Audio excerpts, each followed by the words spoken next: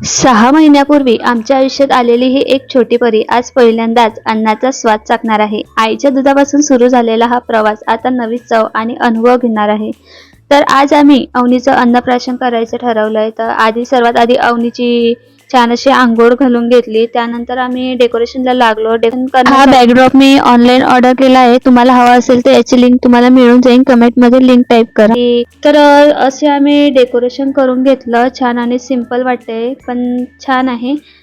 Decoration केलं. त्यानंतर काही आम्हाला फळांपासून डेकोरेशनसाठीच काही साहित्य बनवायचे होते, जसे की काकडी, सफरचंद, केळी यापासून आम्ही काही सुंदर असं डेकोरेशन तयार करून घेतलं. फुलं, श्रीकृष्णाची आधी मूर्ती ठेवली आहे तिथं.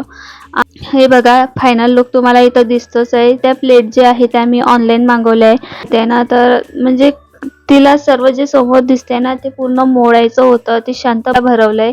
हे माझे बाबा आहे तुम्ही पाहताय. तसेच ही माझी बहीण आहे, ही तिची फ्रेंड आहे. तसं हा फक्त एक विधी नाहीये तर बाळाच्या निरोगी, आनंदी आणि उज्ज्वल भविष्यासाठी दिलेला प्रेमाचा आशीर्वाद आहे. तर आमच्या अवनीला आयुष्यभर उत्तम आरोग्य, भरपूर आनंद आणि यश लाभो हीच देवाकडे प्रार्थना आहे.